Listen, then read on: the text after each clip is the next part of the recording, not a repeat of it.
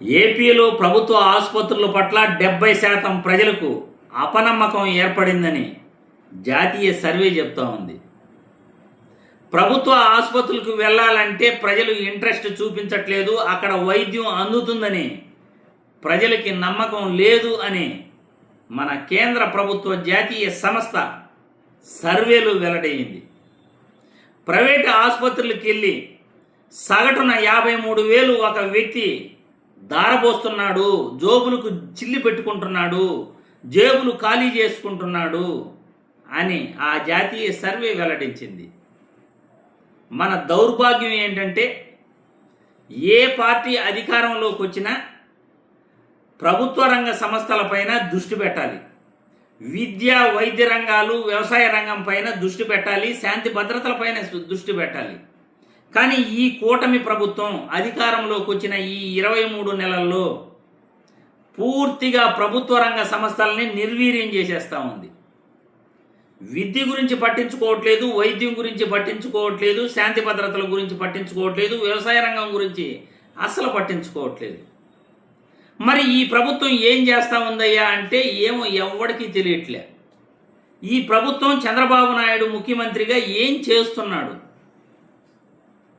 ఎందుకు ప్రభుత్వ ఆసుపత్రులకి జనాలు వెళ్ళాలంటే ఎందుకు భయపడుతున్నారు? చంద్రబాబు నాయుడు 15 సంవత్సరాలు ముఖ్యమంత్రిగా పనిచేసి నేను దానవీర సూరకన్నా అని చెప్పుకుంటాడు కదా, అపర చాణుక్యుడు అని ఆయన్ని పొగుడుతుంటారు కదా.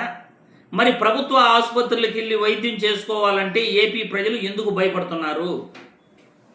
ప్రైవేట్ ఆసుపత్రులకు వెళ్ళి ఎందుకు జోబులు ఖాళీ చేసుకుంటున్నారు?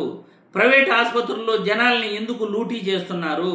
ప్రైవేట్ ఆసుపత్రులకు వెళ్ళినా కరెక్ట్గా వైద్యం ప్రజలకు ఏపీ ప్రజలకు ఎందుకు అందట్లేదు? పేదవాడి పరిస్థితి ఏంటి? ఆరోగ్యశ్రీ అందట్లేదు. ఆరోగ్యశ్రీ సేవలు దాదాపు ఏపీలో నిలిచిపోయినాయి. ప్రభుత్వ ఆసుపత్రికి వెళ్ళాలంటే అక్కడ వైద్యం అందట్లేదు. ప్రైవేట్ ఆసుపత్రికి వెళ్ళాలంటే జేబులు ఖాళీ చేస్తారు, లూటీ చేస్తున్నారు. మరి పేదవాడు ఎలా బతకాలి? ఎలా ఆరోగ్యాన్ని కాపాడుకోవాలి? చంద్రబాబు నాయుడు సమాధానం చెప్పాలి, పవన్ కళ్యాణ్ సమాధానం చెప్పాలి, బీజేపీ పార్టీ సమాధానం చెప్పాలి. ఏపీ రాష్ట్రంలో అసలు ఏం జరుగుతూ ఉంది? ప్రభుత్వ ఆసుపత్రుల పట్ల ఎందుకంత నిర్లక్ష్యం? కేంద్ర జాతీయ సంస్థే ఏపీలో ప్రజలు 70% ప్రజలు ప్రభుత్వ ఆసుపత్రుల పట్ల అపనమ్మకంతో ఉన్నారు. ప్రైవేటు ఆసుపత్రులకి సగటున 53,000 దారబోస్తున్నారు అనే జాతీయ గణాంకాలు చెప్తున్నాయి.